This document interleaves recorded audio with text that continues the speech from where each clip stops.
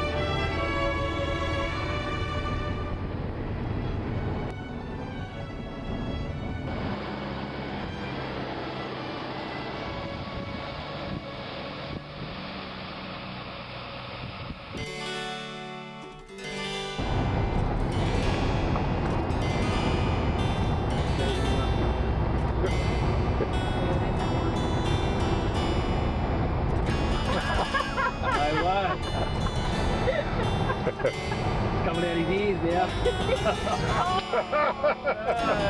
Yep.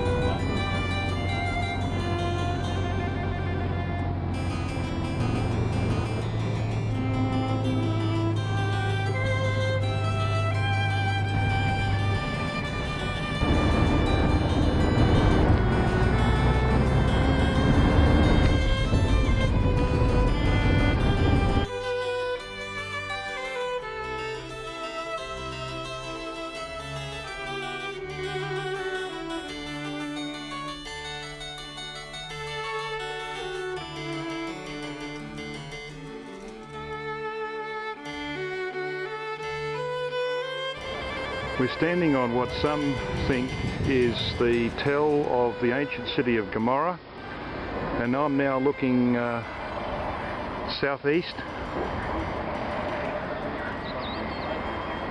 and we're coming around. In front here there is another tell which Lane Ritmeyer thinks may well be the tell of Sodom, and as you can see we have some well-watered plains here in the circle of Moab, as it's called. Coming around now we have the Dead Sea off there in the distance to the south, and we come around here.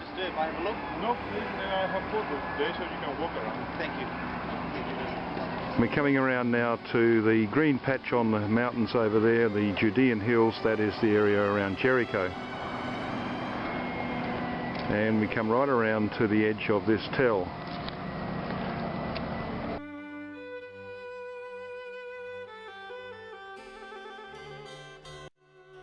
I'm now looking towards the west. There's Jericho, and as we come around here towards the northwest we see the Jordan Valley running up to the Sea of Galilee where we were this morning. We're coming around now to the hills of Moab.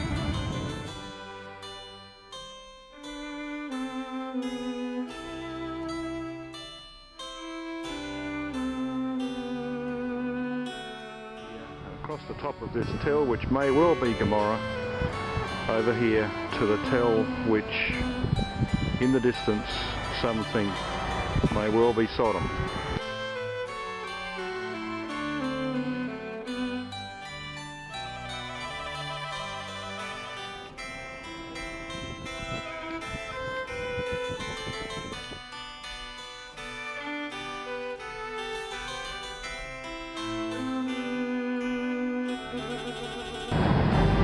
We're in the streets of Baghdad here. No, not quite. This is a mafia village in Jordan. It does have some beautiful bougainvillea there.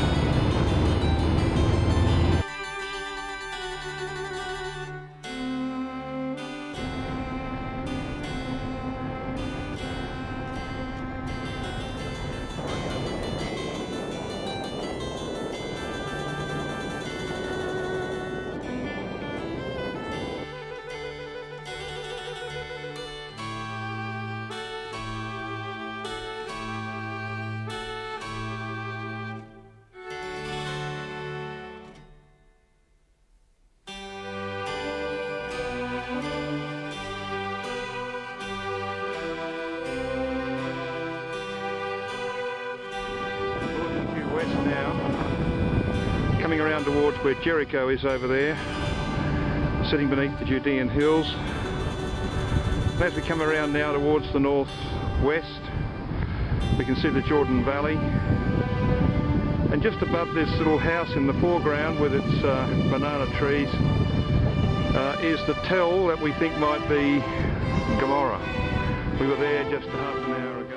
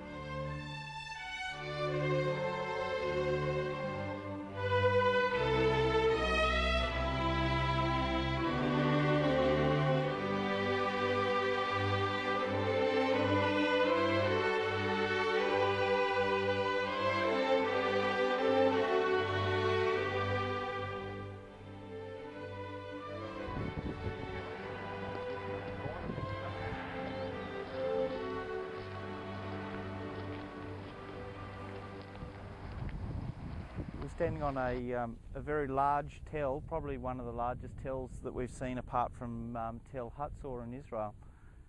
And this tell's name is Tel El Hammam, and thought by some to be the ancient city of Sodom, and then later to be Abel Shittim, and in Roman times under the name of Livas, L-I-V-A-S. Livas was about 9 miles the north of Heshbon, and Heshbon is directly over from us up the Wadi Hesban on the top of the ridge over here to the south. And directly to the east of us is the ridge that hides Amman. Just above the crest here is Amman, and then over to the west here is the tip of the Dead Sea.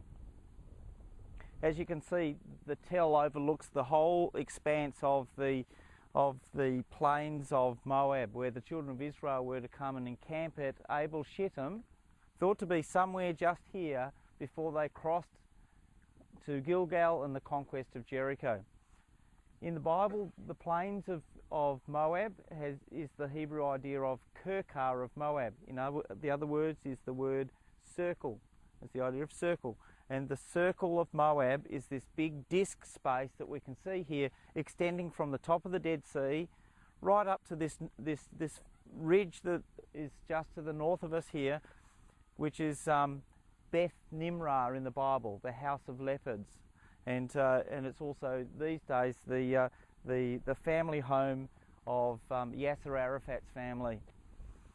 Okay, so this plain of Sodom disappears out of the record after the destruction of Sodom, and it becomes known as the plain, or the Kirkar then, of Jericho. And the name changes because the dominant town in the plain changes from this town, which was destroyed under the brimstone and ashes, what possibly was a meteor shower that came down and destroyed these towns, and changed over to the dominant city here of Jericho. And in biblical times, that's what happened. There was always one dominant city, and then, for example, in the record of Joshua, it was described as being a particular city and its villages or its daughters. And so this would be the dominant city of the plain, and then its daughters would be, as for an example, the tell across to the north here, the tell that we had a look at just previously, Tel Kaphrain, which could well be Gomorrah. And so Gomorrah was one of the daughters of Sodom. And other scattered smaller towns would be the daughters of Sodom. This plain was known at the time of the destruction of Sodom and Gomorrah as a plain that was well watered, like the going in of as the Garden of Eden, I think, and the going in of Egypt.